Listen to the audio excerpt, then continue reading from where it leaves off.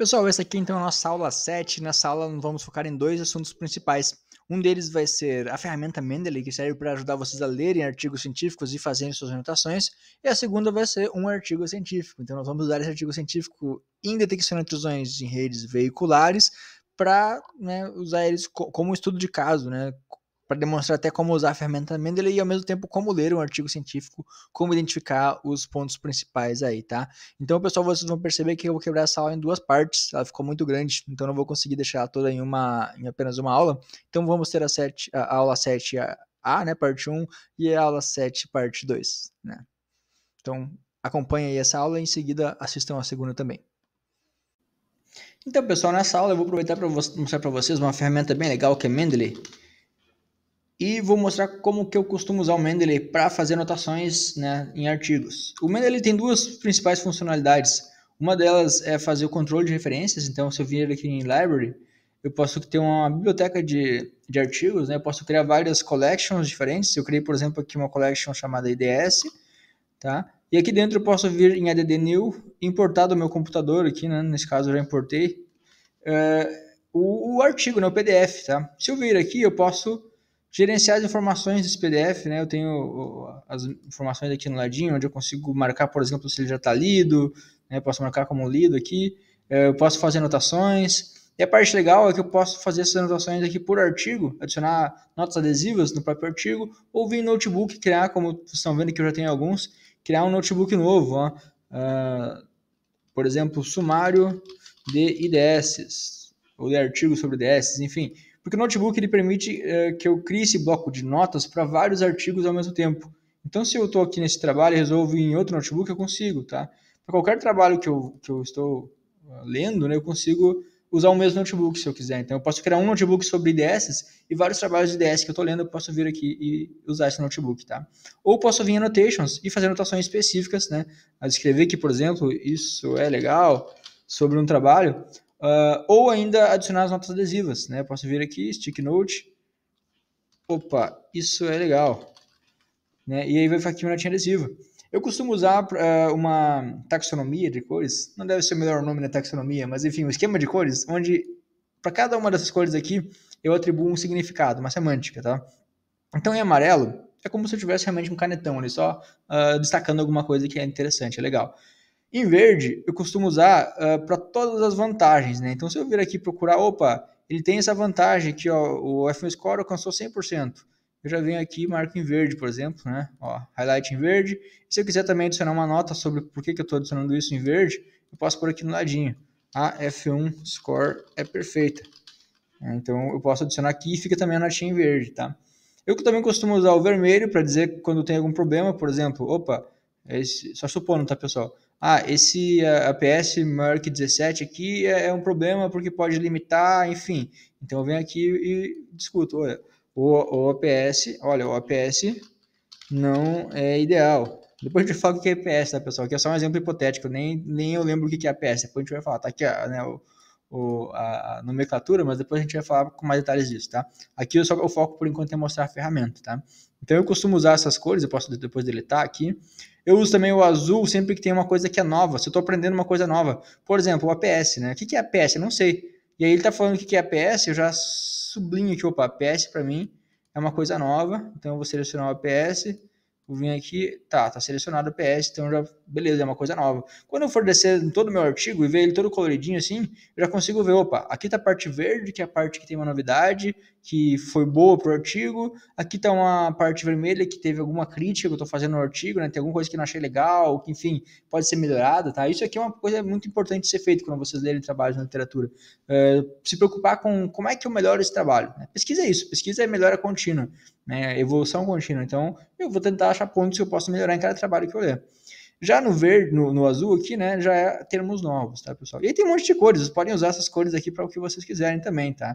Eu usava, por exemplo, o purple aqui para identificar algumas coisas que eu poderia usar no meu trabalho, enfim, você pode usar as cores como você bem preferir.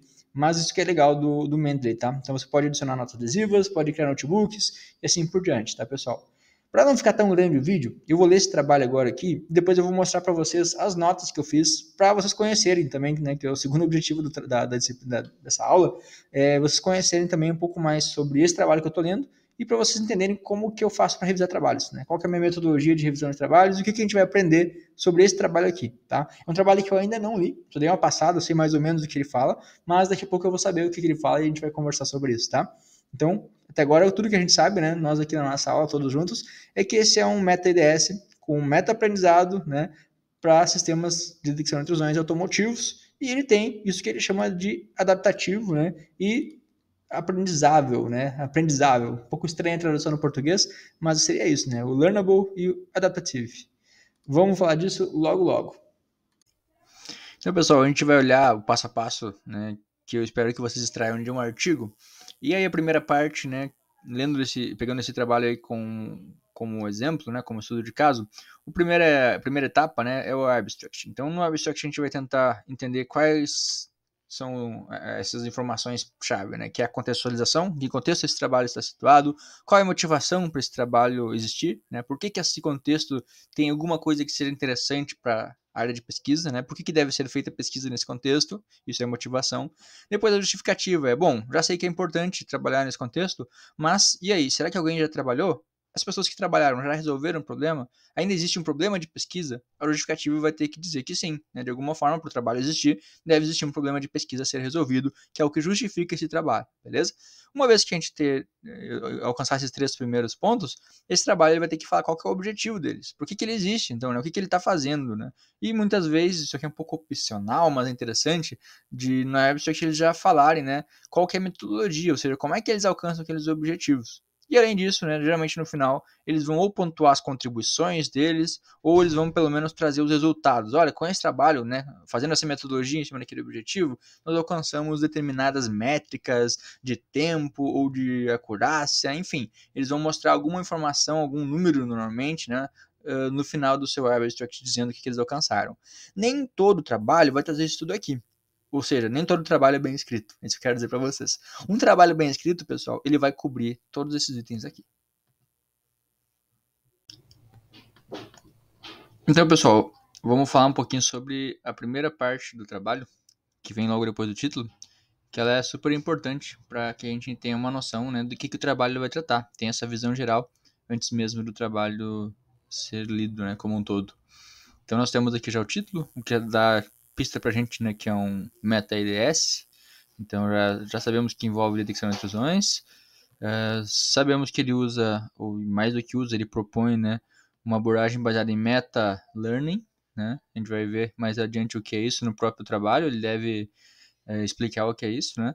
E também sabemos que é um sistema de detecção de intrusões automotivo. Então está aqui nas redes veiculares ou nos sistemas veiculares, né? O que a gente já consegue pelo título já prever.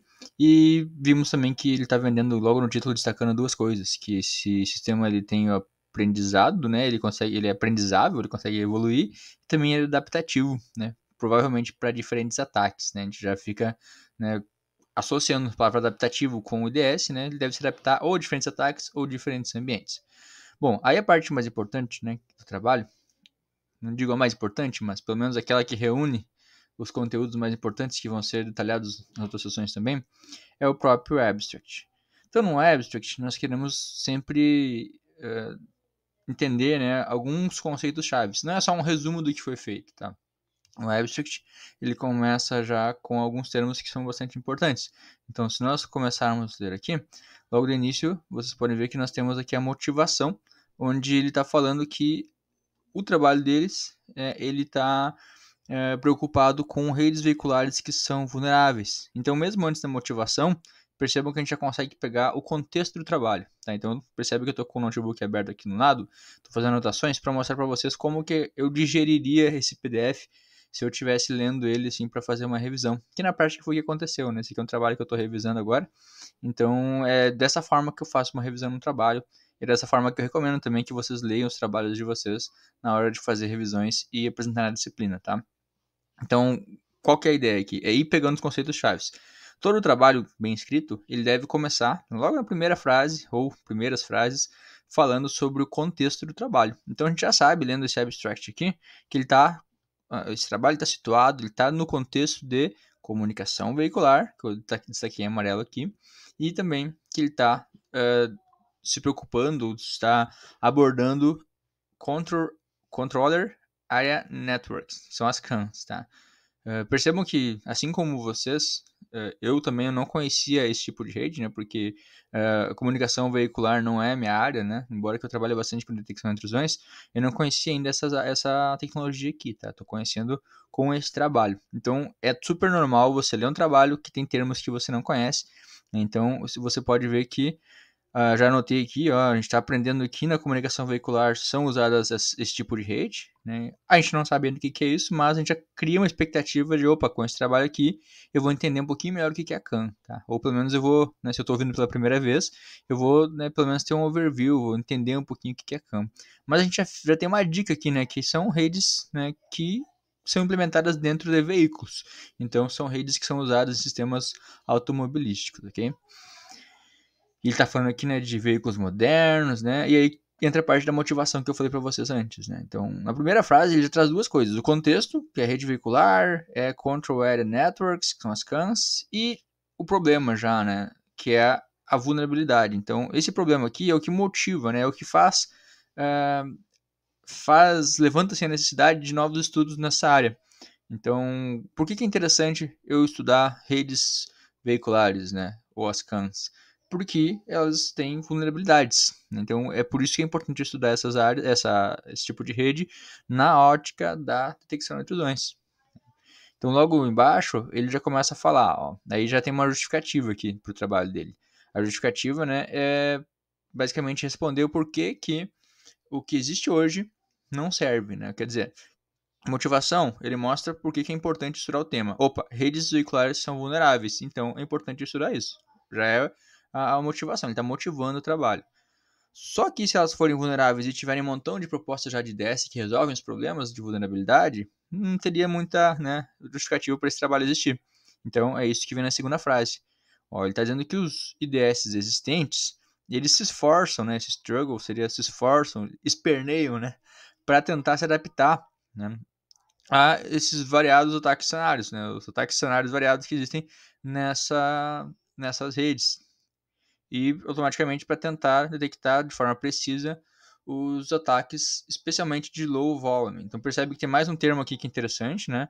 Ó, a gente está aprendendo um termo novo, né? Um termo relevante, que são ataques low volume, e ainda não sabemos exatamente o que é isso, né? Mas já sabemos que isso é importante, né? Parece importante para esse artigo aqui. Se ele está destacando já no abstract, por isso que é importante ler o abstract com atenção. Ele não vai por qualquer coisa aqui. Ele vai destacar as palavras que realmente são importantes. Olha só, Control Area Networks, Low Volume. Percebe que eu já estou usando algum esquema de cor aqui, né? Por exemplo, destacando alguns termos importantes com amarelo. Eu estou destacando aqui com vermelho o problema de pesquisa, né? Que é o que não está sendo resolvido. Eu estou destacando em roxo aqui no abstract o que tem de problemas, né? No sentido de vulnerabilidades, enfim, o que motiva o trabalho, né? E depois eu tenho algumas outros destaques aqui, né? Então, logo depois da justificativa, que está em vermelho aqui, ele está dizendo o que ele faz no trabalho dele, né? Então, é bem comum, né, vocês verem alguma frase, geralmente ela fica no meio do abstract, ou nesse caso aqui ficou um pouquinho antes, tá? Por que ficou antes nesse trabalho? Porque eles conseguiram fazer um trabalho super conciso de contextualizar, motivar e justificar em duas frases. Isso não é fácil de fazer, pessoal, é desafiador, né? Eles conseguiram, ó. Contexto, já falei para vocês, né? Redes veiculares. Motivação, vulnerabilidades nas redes veiculares. Justificativa. Os trabalhos de DS atuais, eles passam trabalho, né, para se adaptar aos ataques, às variações de ataques que existem e detectar ataques de baixo volume. Então ele já deixa quicando duas coisas aqui, ó. Ele deixa dizendo, olha, isso aqui, pessoal, alguém precisa resolver isso, né? Esse, entre aspas, alguém precisa resolver isso, já é uma preparativa de terreno para depois eles falarem, olha, eu resolvo isso. Então, percebe que tem esse roteiro, assim, no trabalho, tá? Quando vocês forem escrever o trabalho de vocês vão poder usar esse roteiro, e quando vocês forem ler um trabalho, vocês vão procurar por esse roteiro. Sempre vai ter esse roteiro, tá? Então, olha só o que eu falei para vocês. Na parte amarela, já começa a falar o que eles falam, né? O que eles fazem, quer dizer. Então, in this paper, e como eu falei para vocês, sempre vai ter, em algum lugar, né, do abstract, eles falando assim, in this paper, ou this work faz não sei o que, sempre vão ter alguma coisa que se refere ao trabalho deles, tá?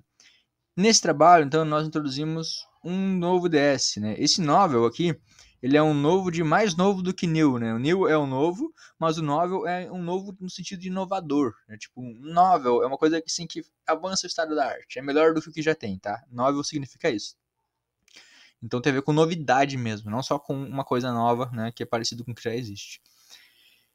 E esse DS que eles estão propondo, né, segundo eles, ele emprega, né, meta-learning através do meta-SGD algoritmo. Então aqui a gente já está ficando um pouquinho mais claro por que ele chama de meta-DS. Ele usa um algoritmo chamado meta-SGD, que eu também não conheço, é um algoritmo que já existe. E esse algoritmo meta-SGD, ele faz então esse chamado meta-aprendizado. Então, eu estou mostrando para vocês esse monte de termo estranho para dizer para vocês que eu, quando leio um trabalho, também acho termos estranhos que eu não conheço. Isso não me impede, não me deixa com medo de ler o trabalho. Ao contrário, eu tenho que entender, opa, o que é meta-aprendizado, meta-learning, é alguma coisa que serve para aprendizado. E aí agora eu vou ler o trabalho para entender os detalhes, tá? Então não se assustem quando vocês acharem palavra estranha. O que vocês podem fazer é destacar, pinta ali de alguma cor, opa, tem um termo novo aqui, né? Eu geralmente uso o azul, né? Nesse caso aqui está em amarelo, porque eu quis destacar para vocês qual que é o objetivo, mas como exemplo das cans aqui, né, eu já marquei em azul. Então para mim, como eu falei para vocês antes, né, o que é azul geralmente é uma novidade, tá? Depois eu vou usar outras cores mais abaixo do texto, né, porque eu procurei destacar bastante para falar para vocês aqui, vocês vão ver que vai ter várias anotações, mas vocês podem definir seus próprios esquemas de cores de forma a ajudar vocês, tá? E aí, logo depois dele falar que ele faz isso, né, ele já começa a falar um pouquinho da metodologia dele. Então ele já dá uma dica de como é que ele implementa esse meta-IDS, tá? Antes disso, percebam que ele está falando aqui que essa proposta deles melhora a adaptabilidade através, né, através de um espectro, né, de diversos cyberattacks. Então ele já está vendendo, né, uma característica positiva do trabalho dele, uma vantagem. Eu poderia pintar isso aqui de verde se eu quisesse destacar a vantagem dele, por exemplo, né? Então, tem essa vantagem. E é o MetaDS que faz isso, né? Então, ou deixo de azul que o MetaDS porque é um termo novo também, né? Ou deixo verde porque é uma coisa que eles estão propondo, tá? Então, olha só. Ele falou aqui em cima, na parte vermelha, que havia um problema para detectar e se adaptar aos variados casos de ataque. Aqui embaixo ele está dizendo que eles melhoram a adaptabilidade através, né? Percebam que ele está dizendo que ele resolve o problema que ele acabou de dizer que existe, né? Isso é clássico, é assim mesmo que funciona o trabalho.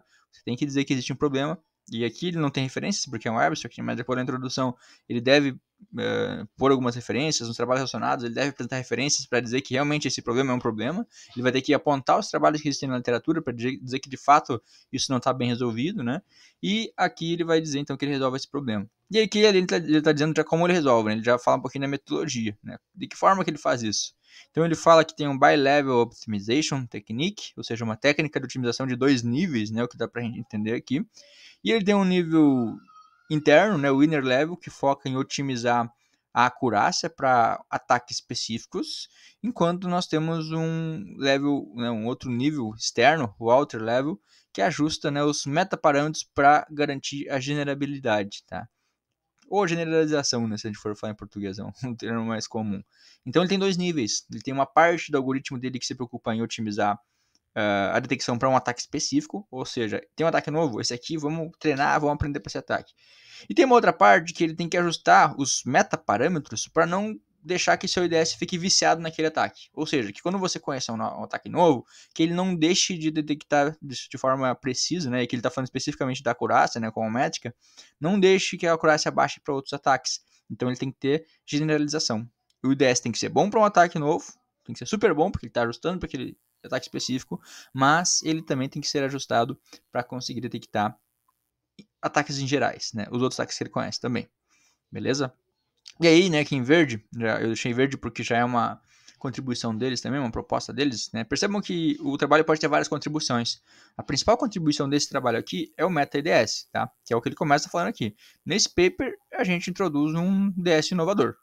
Opa, então o IDS já é a proposta principal, mas geralmente tem contribuições secundárias. Nesse caso aqui, para modelar os low volumes attacks, eles propõem uma nova métrica, tá? Então isso aqui é uma métrica que eles mesmos propondo, que é o Attack Prominence Score, APS que eles estão chamando.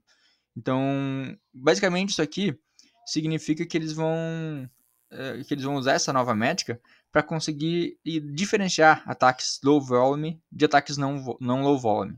Fica confuso quando a gente lê isso aqui, né? Mas a ideia é essa mesmo. O abstract é como se fosse um trailer do filme que ele te dá já uma previsão do que vai acontecer no filme, tá?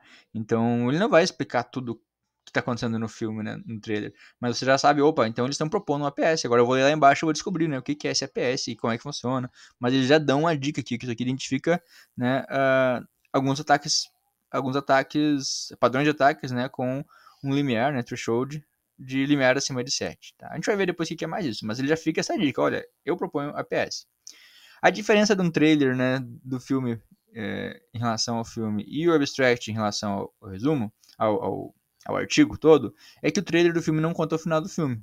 Já o abstract, ele conta, né, ele deve. Então, nessa parte aqui, ó, né, daqui para baixo, ele está falando que ele rodou experimentos. Né, olha, experimentos extensivos mostraram que o método proposto facilita, né, a tunagem e rápida adaptação, a tunagem eficiente, né, e rápida adaptação a diferentes paradigmas de modelagem. Né. Então, o que eles estão dizendo aqui é que eles rodaram alguns cenários diferentes e a detection performance, né, a performance de detecção foi excepcional. Ele está destacando aqui um dos resultados onde a Film Score alcançou até 100%. Tá? Depois, se vocês olharem lá nos resultados, que a gente vai ver depois, não é que está sempre 100%, mas ele está destacando aquele melhor resultado. E é geralmente o que a gente faz, olha, a Film Score alcançando até 100%, né, em cenários onde tem vários ataques, né, e aí ele fala até quais ataques, incluindo ataques low volume, que é justamente o que ele está dizendo que os DS da literatura não conseguem detectar, né, de forma eficiente. E aí tem mais uma contribuição, né, no sentido de resultados, que eles demonstram, né, olha essa última frase aqui, validações em tempo real, em nível de veículo, né, demonstram a sua adaptabilidade, né, para a rede veicular. Tá? Então ele está dizendo que esse DS ele foi testado em algum cenário, a gente ainda não sabe exatamente como foi. Lembra da aula passada, né, que tem várias formas, tem dataset, né, tem simulação, tem emulação, tem test bed, você pode rodar dentro do veículo real, né, nesse contexto de veículos, que seria o cenário real, né? Então tem várias formas de avaliar. Né? Aqui a gente não sabe qual é, mas já dá uma dica que não necessariamente esse experimento aqui foi feito em dataset. Se ele fala em Real-Time Vehicle Level Evaluation, quer dizer que ele está ou pondo em algum veículo ou usando algum dispositivo que simula o veículo. Tá? Isso a gente vai descobrir mais abaixo quando a gente ler o resto do trabalho. Tá bom, pessoal? Então, assim, isso aqui é o que nós temos que saber de um IDS. Percebe que eu estou pintando ali, botando uma mensagenzinha, e aqui eu estou anotando também na direita. Ó. Tem bastante coisa que eu estou anotando aqui sobre o resumo, que é basicamente o que eu falei para vocês. Então, o que eu espero de vocês quando leiam um trabalho? Que façam anotações assim também. Depois, na hora de escrever o resumo, fica bem fácil. Olha, esse trabalho, ele se preocupa com IDSs, ele se preocupa com low volumes attacks, ele está se preocupado com um cenário de CANs, né, dentro das redes veiculares, da comunicação veicular. Ele está usando como metodologia uma técnica de otimização em 2 níveis. Um dos níveis é para ataques específicos, outro para ajustar os metaparâmetros para não perder generabilidade, né, a generalização. E as contribuições principais, então, são o meta-IDS para detectar ataques de baixo volume, especificamente, e uma contribuição secundária é criar a métrica APS, que identifica padrões de ataques com um limiar acima de APS, né, APS acima de 7, permitindo a precisa diferenciação entre ataques. Né? E, como resultado, esse trabalho conseguiu até 100% de FM Score.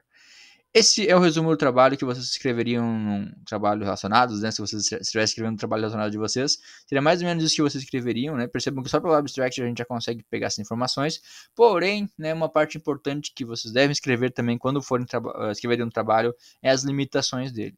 Obviamente, no abstract ele não vai mostrar limitação, tá? Faz parte do marketing do trabalho, ele não fala de limitação no abstract. Ele vai falar do que ele conseguiu, de como foi feito, para você ficar interessado, né, em ler o trabalho como um todo. Então, o abstract é isso. As pessoas leem o título, opa, esse título parece legal. E vão ler o abstract para ver se realmente parece legal, né? Então, é o segundo filtro que a gente faz. Quando a gente vai selecionar trabalhos, tem milhares de trabalhos por aí para a gente ler, né? Milhões, né? Então, você vai afunilando o tempo, vai afunilando, vai tendo menos trabalhos. E aí, quando você chega no número grandezinho, né, grandinho, razoável de trabalhos, vocês vão ter que filtrar pelo título e depois pelo abstract, quais daqueles que fazem sentido. É por isso que o abstract ele vai tentar vender o peixe dele, vai tentar dizer, olha, esse trabalho aqui é interessante, leiam esse trabalho, só faltou eles escreverem isso, né? Então é para isso mesmo que serve o abstract, beleza, pessoal?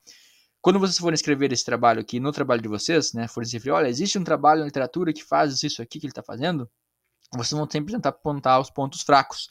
E, obviamente, como eu falei para vocês, não aparece no abstract. A gente vai ter que ler o trabalho para detectar quais são as falhas. Às vezes não é só falha, o ponto fraco, mas é o que eles não fizeram que eu poderia fazer num trabalho futuro, tá? Então, isso é uma coisa importante que a gente pode fazer num trabalho de pesquisa quando a gente está fazendo, beleza, pessoal? Eu gastei um pouquinho mais de tempo, já foram quase 20 minutos aí de vídeo para falar do abstract, porque o abstract ele é assim o coração do trabalho, tá? É ele que dá uma visão geral, é o trailer do filme, tá? Agora a gente vai falar um pouquinho com mais calma, né? Mas mais brevemente também de outros pontos. A introdução também é um ponto que é bastante importante para entender a contextualização do trabalho. Então agora no próxima cena do vídeo aí, a gente vai falar um pouquinho sobre isso. Beleza, pessoal?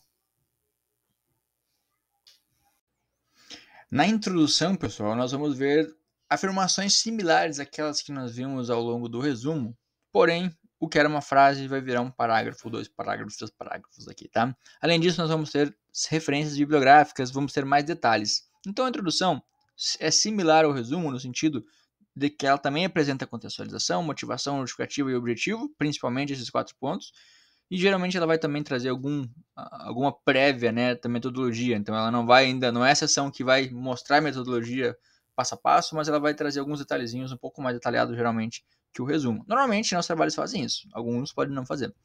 E no final, né, muitos deles acabam listando suas contribuições. As principais contribuições desse trabalho são essa e essa. Alguns também não falam da contribuição, falam apenas do objetivo, tá? Então esses dois últimos pontos não é todo o trabalho que traz, mas, novamente, um bom trabalho ele costuma trazer esses pontos aqui na introdução de forma parecida com o abstract, mas de forma um pouquinho mais aprofundada, já dando mais contexto, mais detalhe e geralmente o principal, né, referências. Quando falar de redes veiculares, vai ter que ter uma referenciazinha. Quando falar da motivação, vai ter que ter uma referenciazinha que mostra que aquela motivação realmente acontece, né, que tem vulnerabilidade de fato nas redes veiculares. Quando for falar da justificativa, vai ter que falar de trabalhos existentes, né, que tentaram resolver esse problema e não resolveram bem. Então, geralmente esses 3 itens são os primeiros aqui, que se refere não ao trabalho em si, mas ao que tem ao redor do trabalho, que é motivação, justificativa e contextualização, vão trazer referências, tá? Então é algo que já não tinha no abstract. No abstract a gente só vê frases e não consegue checar a veracidade disso. Aqui, além deles explicarem e argumentarem um pouquinho melhor, eles vão ter que referenciar. Então aqui espera-se que a gente já tenha referências para a literatura, tá? Então, olha aqui, pessoal, minha introdução toda pintada também, né? Eu destaquei usando algumas cores, algumas coisas relevantes para a gente conversar agora no vídeo, tá? Então, percebam que eu estou gravando esse vídeo pós-revisão, né? Senão levaria muito tempo mostrando para vocês em tempo real, tá? O que acontece? Aqui ele já começa a falar, então, sobre, novamente, né, a contextualização. Ele vai reforçar o que foi falado no abstract, como eu falei para vocês antes. Ele já tem um termo aqui, ó, Internet of Vehicles, ele chama de IOV, então já é um termo novo que nós temos aí. Nós temos o CAN, né, então aqui ele está dizendo com mais detalhes o que é o CAN, né. Ele falava isso no abstract, a gente sabia que era alguma coisa, que tinha alguma relação com redes veiculares, mas não sabia exatamente o que era. Agora ele está dizendo, ó, que as CANs são consideradas um padrão, de fato, né, para a comunicação in vehicles. Então, ele também está falando aqui que elas, e percebe, né, tem referências, como eu falei para vocês, ó. Já temos referências que diz, né, que é uma CAN. Então, eu quero entender o que é mais, melhor, né, o que é uma CAN antes de eu ler esse trabalho. Eu vou abrir o trabalho 2, vou ler o trabalho 3, e aí eu vou ler com calma, então CAN é isso, eu vou dominar o conceito de CAN, depois eu posso voltar para esse trabalho e ler ele como um todo, tá? Eu não vou fazer isso porque é esperado, né, que nós tenhamos uma sessão chamada Background, ou Fundamentação Teórica em português, onde esses conceitos devem ser apresentados. Quer dizer, o trabalho ele tende a ser autocontido. Lendo ele, você deve já entender. Óbvio que se você quiser entender a fundo, aí você vai ler essas referências, né? Porque esse trabalho não é sobre explicar o que é uma CAN, mas ele deve explicar isso com mais detalhes, tá, pessoal? Mas o que é importante aqui, né? Pintei de vermelhinho. Ele está falando de CAN, que é um padrão, né? Então, isso aqui torna o trabalho interessante, que ele está abordando uma tecnologia padrão para redes de veiculares, né? Redes de comunicação veiculares. E ele está dizendo que isso aqui é vulnerável a vários ataques devido a seus mecanismos de segurança fraco, né? Weak Security Mechanism, such as lack of authentication, ou seja, ele fala que não tem autenticação, Message Broadcast Mechanism, então as mensagens são transmitidas em broadcast. Se um dispositivo, né, envia a mensagem, todos vão receber, é broadcast, né? E também não tem cifra, não tem encriptação. Percebe que esse monte de coisa, né, essa combinação de vulnerabilidades, provavelmente deve existir, né, para garantir requisitos como de tempo real. É similar àquela ideia que eu falei de subestações para vocês, né? Não é à toa que isso também é um Cyber Physical System, um sistema cyberfísico que envolve, né, consequências do mundo físico e dados do mundo físico combinados com o mundo cibernético.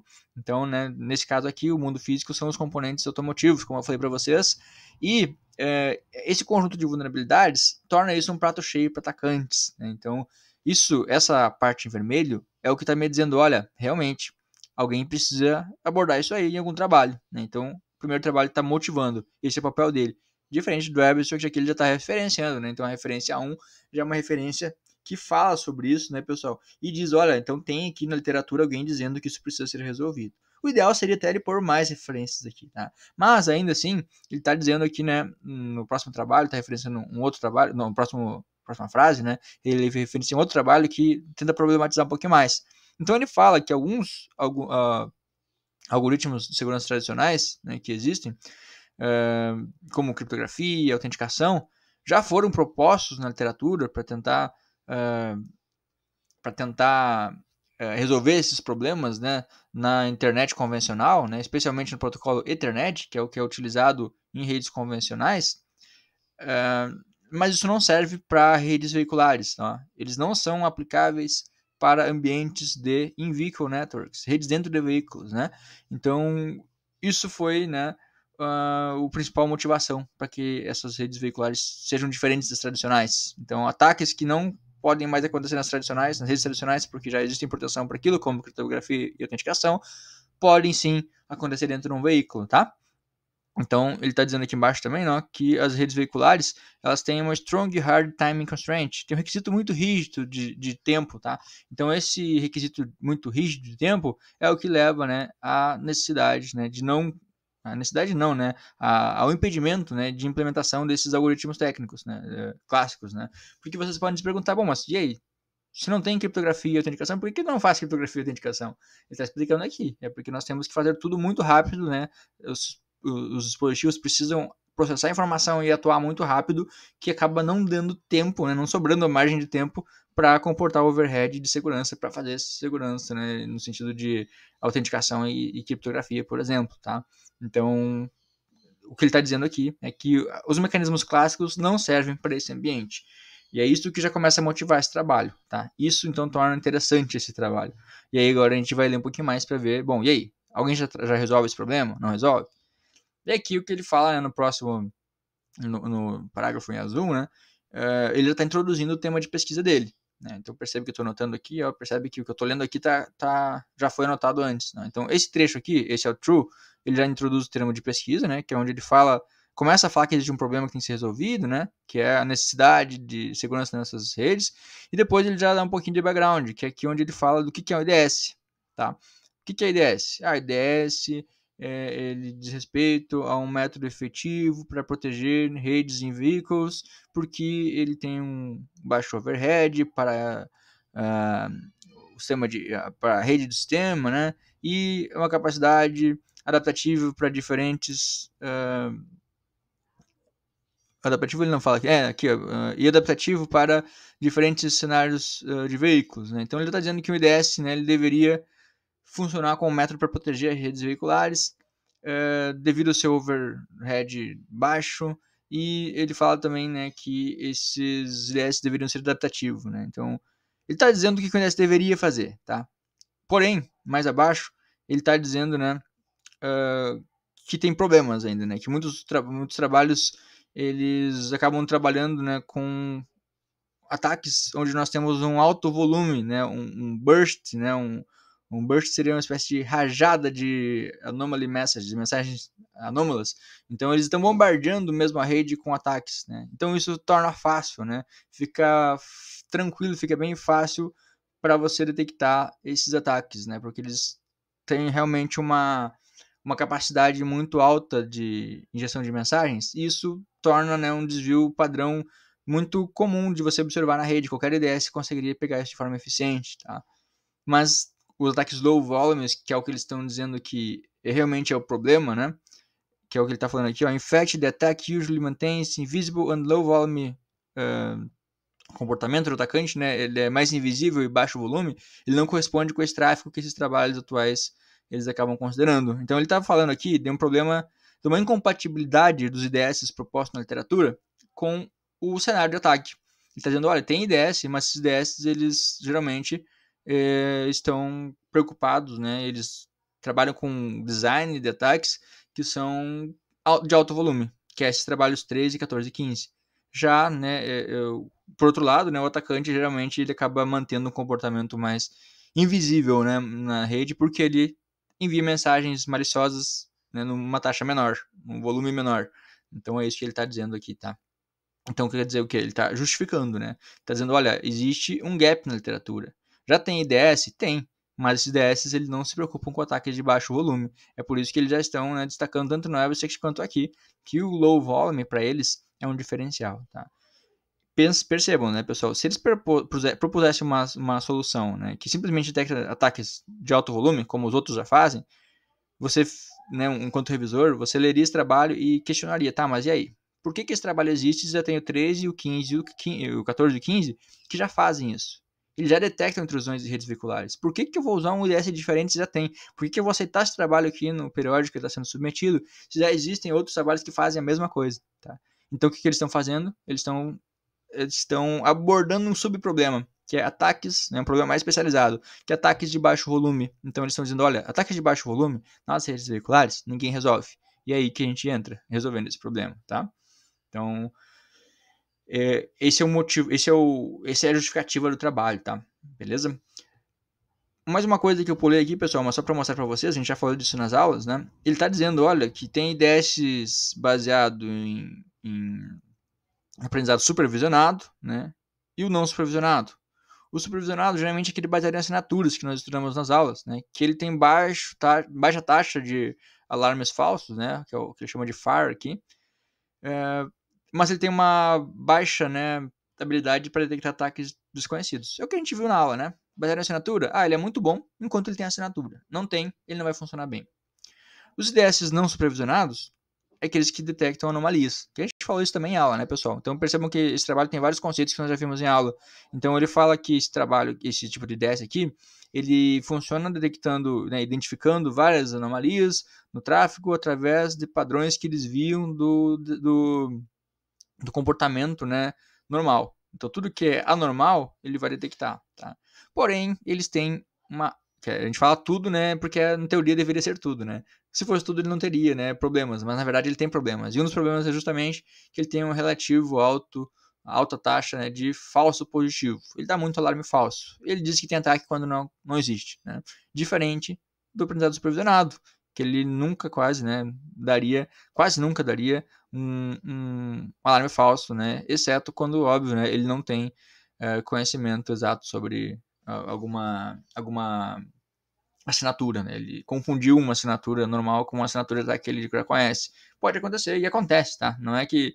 Não pensem assim, então se eu usar o IDS baseado em assinatura, nunca vai ter falso alarme. Ele tem, mas olha essa palavra importante aqui, ó, low, é baixo, né? Tem uma baixa taxa de alarme falso. Diferente, né, do caso, né, do IDS baseado em anomalia, baseado em aprendizado não supervisionado, tá? O que é não supervisionado? É justamente não ter uma etapa de treinamento com rótulos, tá? Não supervisionado, eu não tenho rótulos. O que é rótulo? É o label da classe, que é o que me diz, essa amostra aqui é normal, essa é ataque, essa é do ataque X, essa é ataque Y, essa é normal. Isso é um rótulo, tá? Quando eu tenho esses rótulos, eu chamo isso de aprendizado supervisionado, porque eu já conheço as classes de ataque. Quando eu não tenho, eu chamo de não supervisionado, que geralmente está associado à detecção de anomalias, né? Então eu não sei que aquilo é um ataque, que aquilo não é um ataque, eu não tenho amostra de ataque e de não ataque, mas eu sei qual que é o comportamento comum, eu sei o que esperar da minha rede, tá? A gente já estudou isso, só para recapitular. Beleza, pessoal. Então, ele está falando mais uma coisa aqui, né? Olha só. Essa parte rosa, né? Então lá em cima ele já falou de alguns problemas, né? Que olha, aqui em redes veiculares nós temos requisito de tempo, e nossos IDS que existem para resolver esse problema, né, já é inseguro, então existem IDS para isso, mas esses IDS só costumam ter habilidade para detectar ataques em altas taxas, né? Ataques em baixo volume não tem nenhum trabalho que detecte, é o que ele está dizendo, tá? E agora ele está dizendo mais uma coisa aqui embaixo em rosa, ó, que os métodos que existem, eles não têm habilidade de se adaptar rapidamente ao ambiente e detectar ataques, né, que não estejam dentro das circunstâncias que eles estão esperando, né? Onde o atacante ele está, né, de forma maliciosa fazendo alguma ação, né, um pouquinho diferente do que eles já conheciam antes. Então, ele está dizendo que esses IDS eles não têm aquela questão de adaptabilidade. Eles não conseguem generalizar e ser bom para todos os ataques. É esse o argumento dele aqui nesse trecho em rosa, tá, pessoal? Aí entra o trecho em verde aqui embaixo, né? Que percebam, né? Tá tudo isso anotadinho aqui. Depois eu posso passar para vocês essas anotações, se vocês quiserem, tá? Então eu falo os tipos de IDS, justificando por que desse problema. Nem sempre esses problemas vão estar bem, esses trabalhos vão estar resolvendo bem esse problema e é por isso que vai ter esse trabalho deles, né? Então se eu achar que minha parte da proposta aqui, ó, é aqui então em verde que entra esse parágrafo de objetivos, né, onde o autor vai dizer, bom, para tapar esses furos, né, to fill the gaps, então, para tapar essas lacunas que eu acabei de mencionar, nós propomos um novel, lembra que o novel, né, é inovador, é diferente dos outros, detection model, né, então eles têm um modelo de detecção inovador para automotivos, né, que eles chamam de MetaDS. Então o MetaDS vocês provavelmente não devem ter ouvido falar antes, justamente porque eles estão propondo aqui, esse é o trabalho que usam o MetaDS. Daqui a pouco, se esse termo bombar e o pessoal começar a usar MetaDS por aí, vocês sabem que esse trabalho aqui, né, nesse momento, foi quem propôs esse termo, tá? Às vezes acontece, né, do termo bombar e se tornar referência, enfim. Esse aqui é um termo novo, então, que está surgindo aqui, tá? E ele está dizendo alguns atributos já, então. Ele está destacando alguns atributos da proposta, que ele está dizendo que é lightweight, ou seja, ele é leve, ele consegue funcionar de uma maneira que não tenha tanto custo computacional. Então, isso é importante para cenários veiculares, né? Para não sobrecarregar o sistema, porque a gente não pode ter overhead de segurança. Então, ele está dizendo que esse IDS, o MetaDS, né? Ele é leve, ele tem adaptatividade, né? Que ele bate várias vezes na tecla, né? Ah, os que existem não são adaptativos. Ah, um problema é que os IDS não são adaptativos. Ele está dizendo que o deles é adaptativo e ele tem learnable, né? Ele tem o aprendizado, ele é aprendizável, aprendível, né? Tentando traduzir para o português assim. Então, em geral, ele é adaptativo e consegue aprender novos padrões. É isso que eles estão vendendo aqui, tá? E aí, eles reforçam um pouquinho mais a metodologia, né? Bom, e como é que a gente faz isso? Especificamente, nós utilizamos o Learning Rate Trainable Meta Learning Technique. Então, eles usam uma técnica que já existe para treinar o modelo inicial. Tá? Então, esse Learning Rate Trainable Meta Learning é um meta-algoritmo, né, de meta-aprendizado, que é uma técnica que serve justamente para permitir, né, esse Rate Trainable, né, Learning Rate Trainable. Né? Então, é taxa de aprendizagem rate trainable, né? Treinável, algo assim seria a tradução para isso.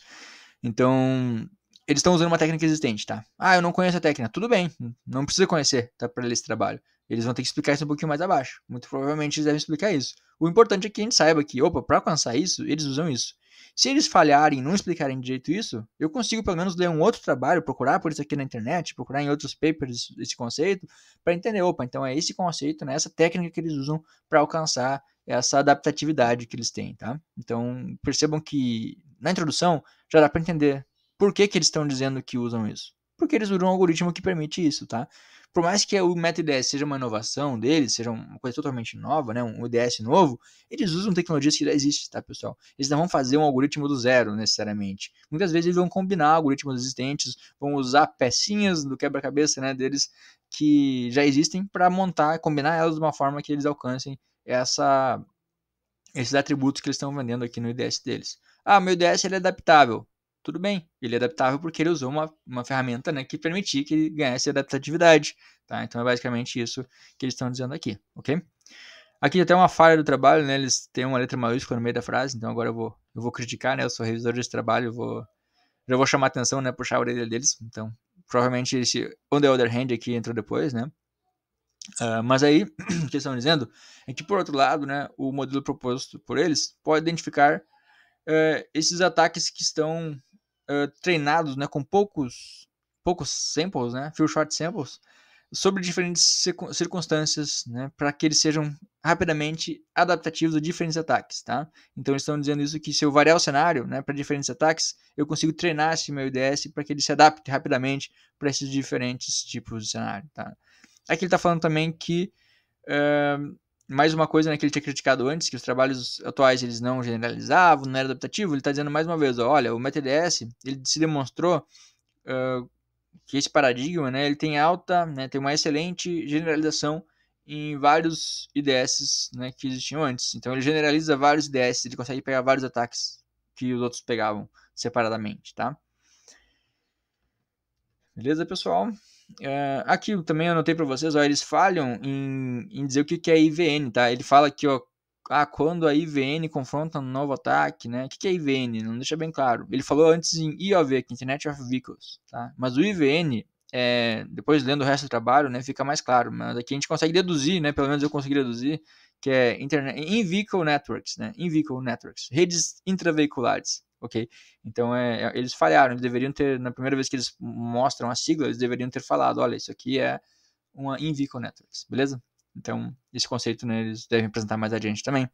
E olha só, na próxima página, eles estão sumarizando as contribuições, tá? Então, percebam, eles estão usando um pouquinho mais de espaço do que tinha no Abstract para dizer de forma mais pontual o que eles estão propondo.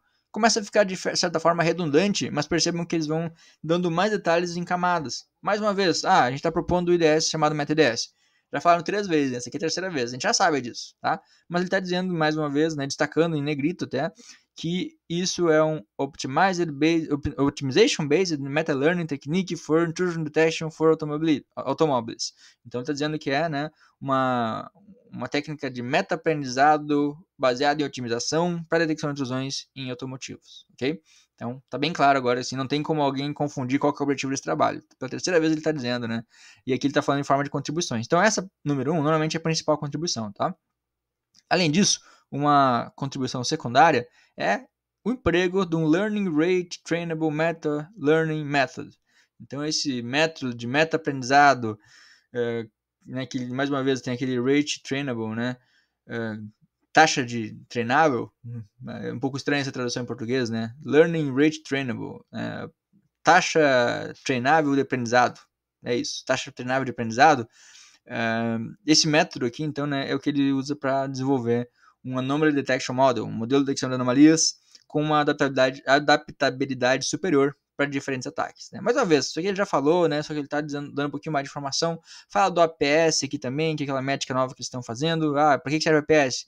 Para identificar low volumes insidious attacks. Esse insidious seria se você for traduzir isso aqui, é insidioso em português, né? Então a palavra também é difícil em português, tá? Não é só no inglês que ela é difícil. Que é um ataque, assim, um atacante mais medonho, né? Que ele tenta de forma mais camuflada, de forma mais discreta, né? Maliciosa ao mesmo tempo, conseguir fazer, né, um ataque em cenários mais complexos, tá? Então esse EPS é para conseguir pegar essas variações menores de ataques. É uma métrica que eles usam para dizer, opa, isso aqui também é um ataque, mas é um ataque de baixo volume. Então eles categorizam, né? Depois no trabalho, a gente vai ver mais adiante, que eles categorizam os ataques em volume alto, baixo e médio, tá? Então o APS é uma outra contribuição deles também, que serve para isso. Então eles estão vendendo isso aqui, né, com um avanço significante, né, nas técnicas, né, de detecção de anomalias. Aí o terceiro, né, já ponto aqui, né, assumindo que o 2 está junto com esse ataque APS aqui, né, o 3, então, o terceiro item que eles pontuam é que eles fazem uma comparação de resultados em múltiplos IDS automativos, combinando, né, o algoritmo, né, o paradigma, né, que eles estão chamando aqui, né, de aprendizado que eles estão propondo, que mostrou, né, resultados interessantes, né, promissores em generalização e incremental performance improvement, né,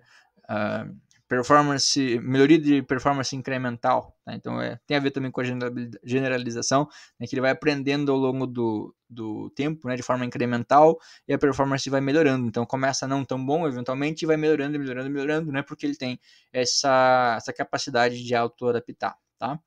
E eles falam, né, que os resultados empíricos, né, que geralmente, se ele fala em resultados empíricos, né, empírico significa por observação, geralmente envolve aí algum experimento, mostraram que o MetaIDS significantemente, né, melhorou as defesas, né, baseline, né? O que é baseline? São aquelas, digamos assim, padrões, aquelas baseline, né, pessoal? O ponto de comparação baseline. Então, ele diz que o MetDS ele ultrapassa esses pontos de comparações, né, de linha base aí.